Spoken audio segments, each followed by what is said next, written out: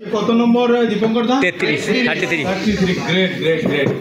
মানে এই network marketing এ আমি কিন্তু খুব কাজ দিয়ে লাস্ট 28 বছর ধরে দেখছি, খুব কাজ দিয়ে নেটওয়ার্ক মার্কেটিং আমি অনেক দেখেছি। মানে আপনাদেরকে সবাইকে ধন্যবাদ জানাবো কি 3 মাসে একবার 6 মাসে একবার একটা বিশাল মিটিং করা খুব একটা বড় ব্যাপার না, যদি বড় টিম সমূহ আপনার কাছে থাকে। কিন্তু কনসিস্টেন্সি লাগাতার নন স্টপ প্রত্যেক বৃহস্পতিবার এভারেজ গড়ে 100 লোককে মিটিং নিয়ে করা, it's a I can say in Bengal it's a history. বেঙ্গলে কেউ কিন্তু আজ পর্যন্ত কেউ করতে পারেনি। নন স্টপ বৃষ্টি হোক ঝড় হোক যাই হোক 33টা non stop every week, it's a really awesome, মানে এটা ভাবা যায় না। তো I will always thank you to Dipankar দা, ইলাহি দা, আর যারা যারা এখানে সবাই লিডার মেন সবাইকে আমি মোটামুটি চিনি। তো ভেরি গ্রেট অ্যাচিভমেন্ট। আপনারা কিন্তু কি করছেন আপনারা নিজেই জানেন না। এভরি উইক মেনটেন করা কিন্তু এর জন্য কিন্তু স্পেশাল একটা ফোকাস ডেডিকেশন লাগে। আদারওয়াইজ 3 মাসে একবার 6 মাসে একবার বড় মিটিং করাটা কিন্তু খুব বড় ব্যাপার না, একটা খুব মানুষ মোটিভেটেড হয়ে চলে যেতেই পারে। Right sir, very good, excellent. আচ্ছা, আজকে যে আমার এই মিটিংয়ে আসার পিছনে একটা বড় কারণ কি, কোম্পানি একটা বিশাল লেভেলে আপগ্রেডেশন আনছে, তার সম্বন্ধে একটু ঝলক দেব। আমি 19শে সেপ্টেম্বর আমাকে কোম্পানি মুম্বাই ডেকেছিল, যারা 50 lakhs and above R crores and above যারা করেছিল তাদেরকে স্পেশাল ইনভিটেশন ছিল। মান্থান মিটিংয়ের নাম কি? তো ওই মান্থান মিটিংয়ে জীবনে প্রথমবার আমি কিন্তু কোনো মান্থান মিটিংয়ে গেছিলাম। আজ পর্যন্ত কিন্তু মান্থান মিটিং হয় আমি কিন্তু দেখিনি। আর সে মান্থান মিটিং সকাল 11টার সময় চালু হয়, কটা? সকাল 11টা, আর রাত্রি 11টা গিয়ে শেষ হয়। 12 ঘন্টা মান্থান মিটিং। এসব মান্থান না, ওটা ম্যারাথন মিটিং ছিল। রিয়েলি ম্যারাথন মিটিং ছিল।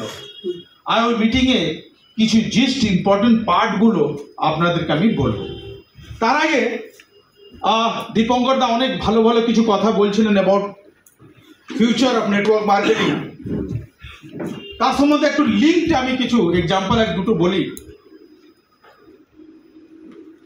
মোটামুটি আমরা সবাই আইদার চাষি বা চাষির ফ্যামিলি থেকে আজ নাহলে ফিউচারে বিলং করেছি তো পাস্টে।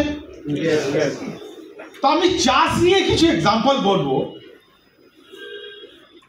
আর passive income, what is passive income, specially আমি কিন্তু প্যাসিভ ইনকামটাকে ন্যাচারালি বোঝাতে চাইছি কি হোয়াট ইজ প্যাসিভ ইনকাম, যার জন্য আমরা ছোটাছুটি করছি। প্যাসিভ ইনকাম আর অ্যাক্টিভ ইনকামের মধ্যে পার্থক্যটা কি, ডিফারেন্সটা কি? অ্যাক্টিভ ইনকাম মানে রোজ খাটবো রোজ পাবো, রোজ খাটবো রোজ পাবো। কারা অ্যাক্টিভ ইনকাম করে?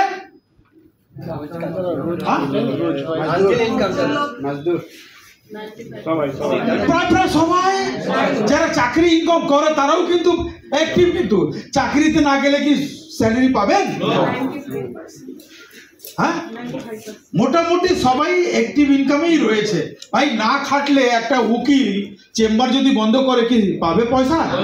একটা ডাক্তারের যদি শাটার পড়ে যায় টাকা পাবে? একটা কলেজের শাটার পড়ে গেলে টাকা পাবে? মোটামুটি অ্যাক্টিভ ইনকামে বেশিরভাগ লোক রয়েছে, খেটলে পাবে। কিন্তু প্যাসিভ ইনকাম হচ্ছে সব থেকে রয়্যাল ইনকাম। আচ্ছা, প্যাসিভ ইনকাম কারা পায়? 2-4টে এক্সাম্পল বলুন। সায়েন্টিস্টরা পায়, তেন্ডুলকর, কোহলি ক্রিকেটাররা পায়, গায়করা পায়, অ্যাক্টররা পায়, এই একই হলো। আর উদ্যোগপতিরা প্রায় প্রায় মোটামুটি পায়, উদ্যোগপতিরা পায়। আচ্ছা, প্যাসিভ ইনকাম আপনারা ভেবে দেখুন তো, কেউ এখানে আছে তেন্ডুলকার হয়ে যাবে? কেউ এখানে আছে কি লতা মঙ্গেশকর হয়ে যাবে প্যাসিভ ইনকাম? আপনারা কেউ আছেন কি বলবেন? বাকি কোনো চান্স আছে কি কালকে যদি হঠাৎ যদি কিশোর কুমার হয়ে যায়? হঠাৎ যদি অমিতাভ বচ্চন হয়ে যায়, চান্স আছে? হঠাৎ মিঠুন, কোনো চান্স আছে কি? তার মানে প্যাসিভ ইনকামের জায়গায় যদি খুঁজে পাচ্ছি না। আচ্ছা, এবার আমি চলে আসি মাটিতে, আবার ওখানে যাব। আমরা যখন চাষ করি, ধান চাষ হয়।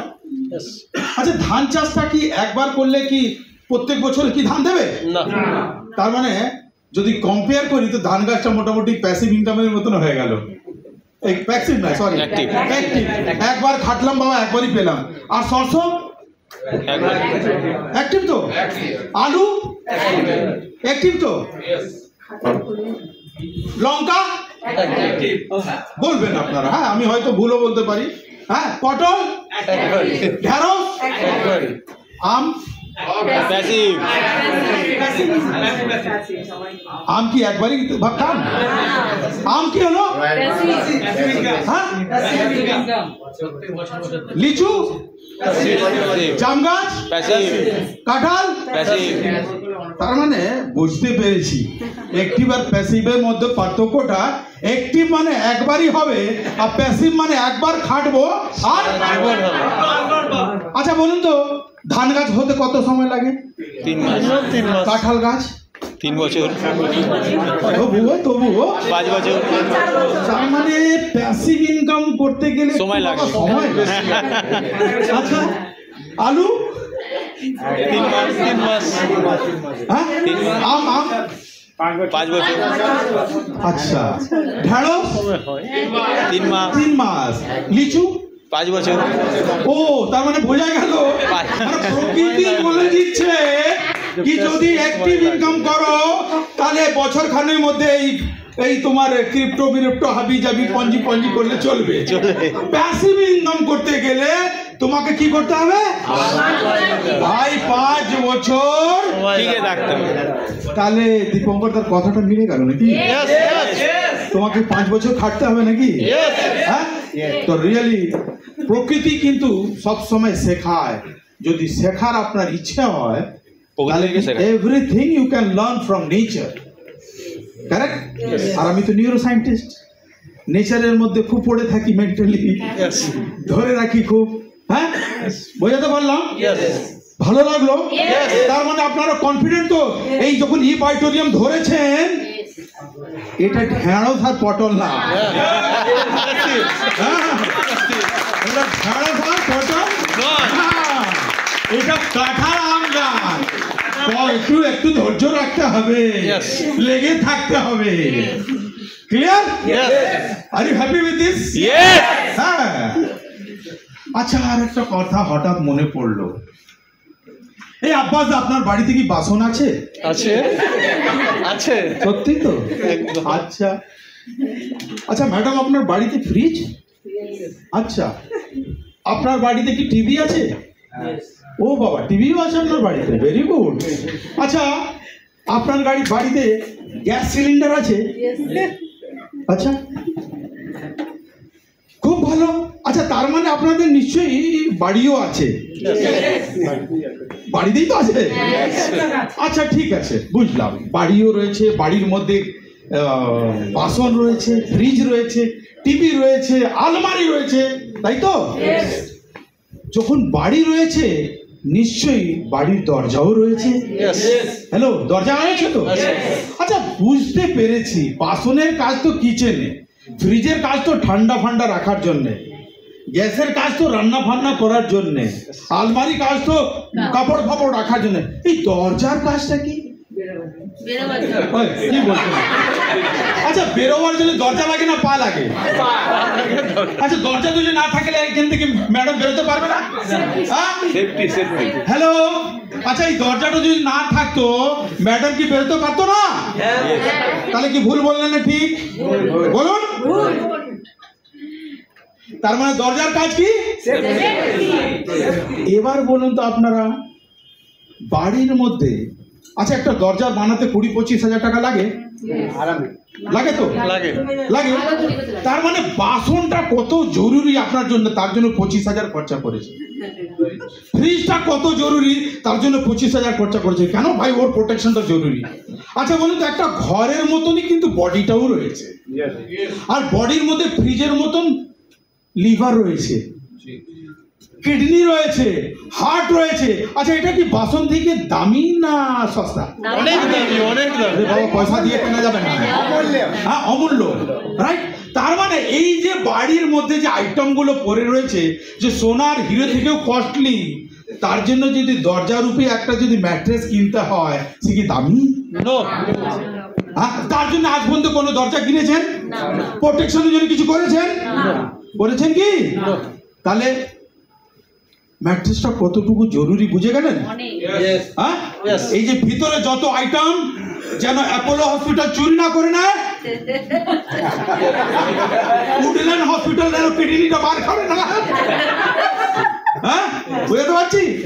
এই যে ডাকাতরা যেন বার না করে নেয়, তার জন্য প্রোটেকশন হিসাবে কি রাখতে হবে? বাহ, আপনারা তো সবাই জানেন। আচ্ছা আমার ওই 2 লাইনের ডায়লগটা সবার মনে আছে? কি বলেন তো? শুনেন শুনেন শুনেন, বলেই ফেলি, আমি বলেছি, বসুন, কষ্ট করতে হবে।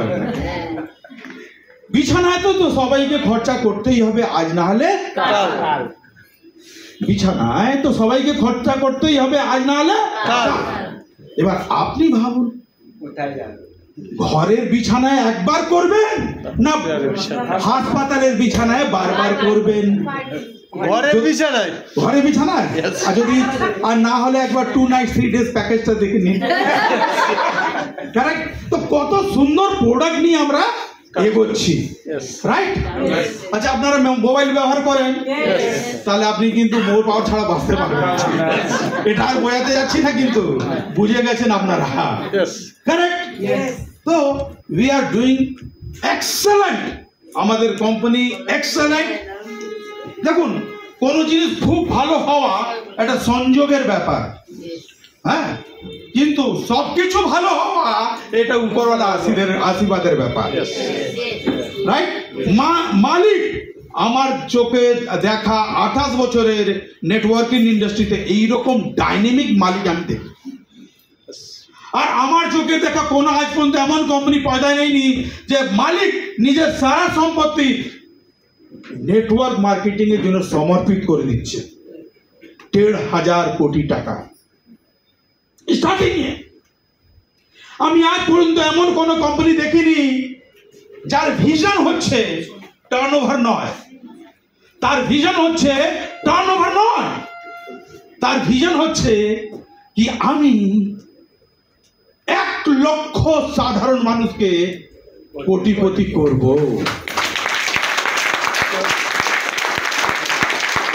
উনার স্বপ্ন দেখুন, উনার স্বপ্ন দেখুন। উনি বলছেন কি বিজনেস ওয়ার্ল্ডের ম্যাগাজিনে উনার শুধু ছবি দেখতে চান, আর নিচে যেন লেখা থাকে crorepati maker of India.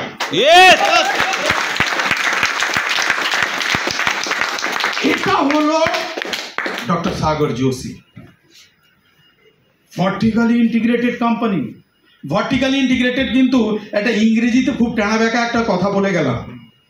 Vertically ইন্টিগ্রেটেডের মানেটা জানেন?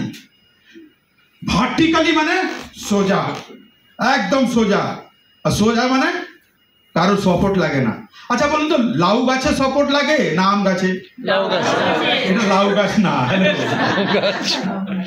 হ্যাঁ, রাম গাছ খড়া, নিজে তার বাঁশ লাগবে না সাপোর্টের জন্য, সেই জন্য বলা ভার্টিক্যালি ইন্টিগ্রেটেড। আর যারা হরিজন্টালি তারা পটল। বোঝা গেল? তো this is hello, this is vertically integrated company. একটু জলটা হ্যাঁ খুলে দিন, খুলে ঢাকনাটা খুলে দেবেন একটু।